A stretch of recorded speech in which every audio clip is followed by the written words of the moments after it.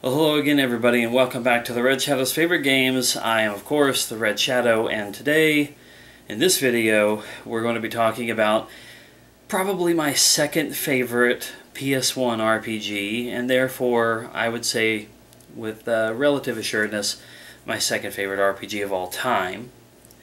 And that is a certain little Square Enix gem called Xenogears or Xenogears. I don't know, tell me in the comments below what you call it. I think I tend to stick mostly with Xenogears, but I find myself sometimes saying Xenogears.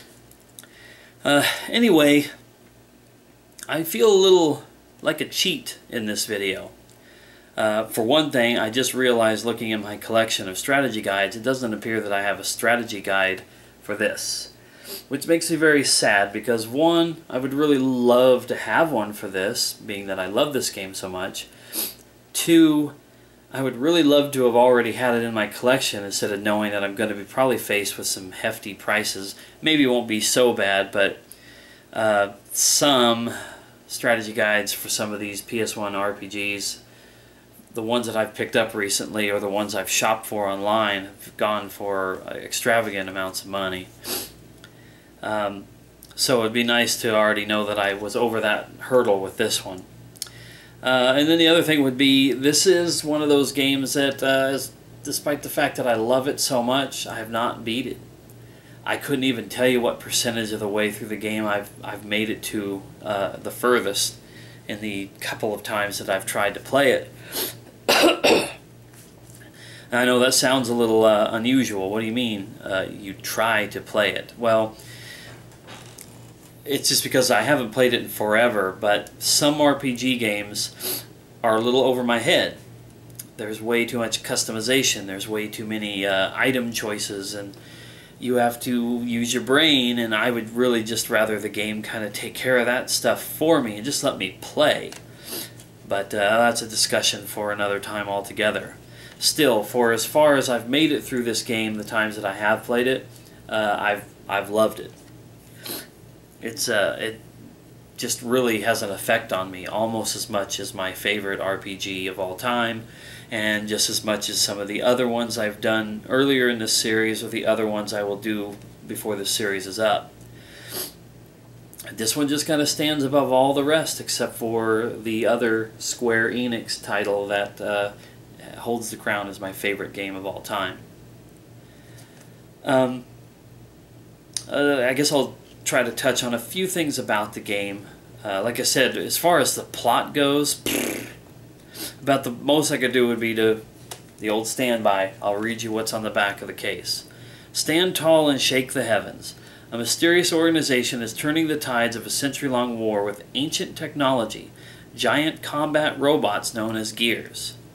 A failed attempt to steal one of these powerful mechanized weapons places it in the unwilling hands of young Fei, that's how I always pronounce his name, Fei and his dubious allies.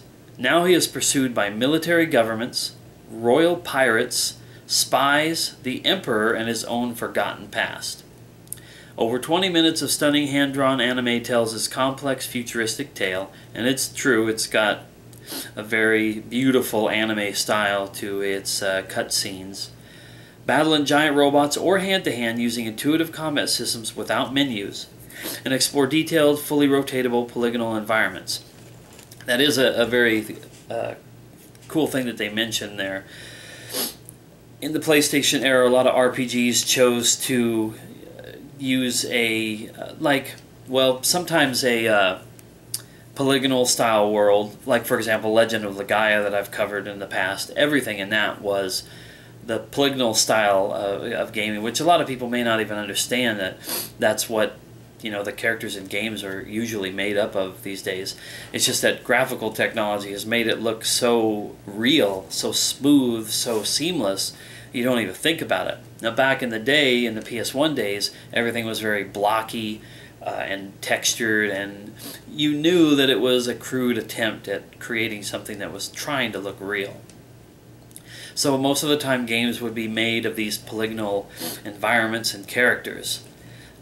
Sometimes they would use, I was straining to try to remember the name of it. I hate to say that I've forgotten so much about the older gaming, but in games like Resident Evil and a lot of other games, the backgrounds would be pre-rendered. That's the term I was trying to dig from the depths of my brain. Pre-rendered backgrounds, which was basically like very detailed artistic type scenery, like a painting in the background. And then using the technology, the video game technology, they would take the little polygonal characters and place it in there and make it where they looked like they were moving around that painting. In this game here, they flip it a little bit. The environments are all polygonal, three-dimensional graphics. The characters are what's called sprite-based, but they're basically like little painted pictures almost. Kind of, well, people nowadays think of things like pixel art, and they think about 16-bit and 8-bit generation games and how the characters looked almost kind of like animated, painted into the scene, but could move around. That's what this game did. All the characters were in that sprite-based, they were all sprite-based, and then the backgrounds and the environments were the three-dimensional polygonal style, and that's where, like it says, fully rotatable. You could press buttons, I believe the shoulder buttons on the PS1 controller, to rotate the map around, and you'd see your character standing in the middle, and everything would rotate around him. It was just a very unique way. It was kind of flipping what most of the games back then were doing. And also, as it mentions in here, you could battle in giant robots or hand-to-hand. Legend of Legaia had its battle system, which was like a fighting game. This does the same thing when it's character-to-character. But when they are in the giant robots known as gears, sort of like the one that you see here, kind of sort of like the one you see behind Faye here, they're like mechs. They're gigantic robots, and then they have their own fighting system, combat system when you are in a gear. I do remember being overwhelmed a little bit by some of the fighting techniques, especially in the gears. But the fighting style and all that, as you've probably figured out by this point, those things don't really make much of a difference to me. If I can figure out some way to get through them, if they're either simple and intuitive enough that I can figure them out, or if I can just pop a cheat code device in and say screw it and just get through all that, what I go for is the story. This was a story that I remember was just very, very heavy on well, heavy on story, I guess is what I should say. It's just a very complicated plot, and it actually has like religious implications, so there was fear that it was going to get heavily censored over here for us, but as far as I know, they didn't censor out much, if anything at all. They let all that kind of stuff come through in the game.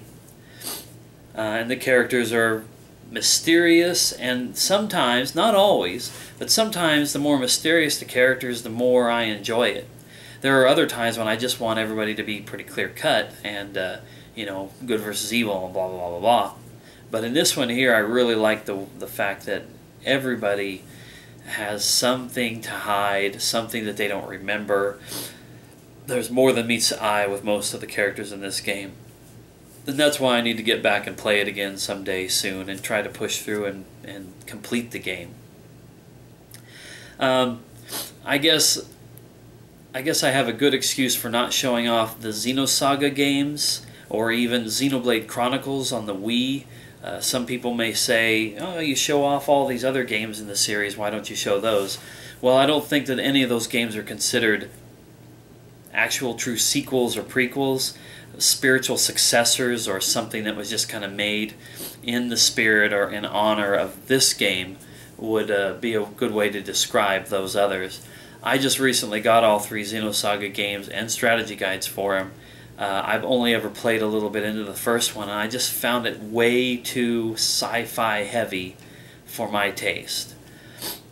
They really may be great games, and at some point I probably need to give them a chance, but honestly, I just think that Xenogears kind of stands head and shoulders above the rest of them.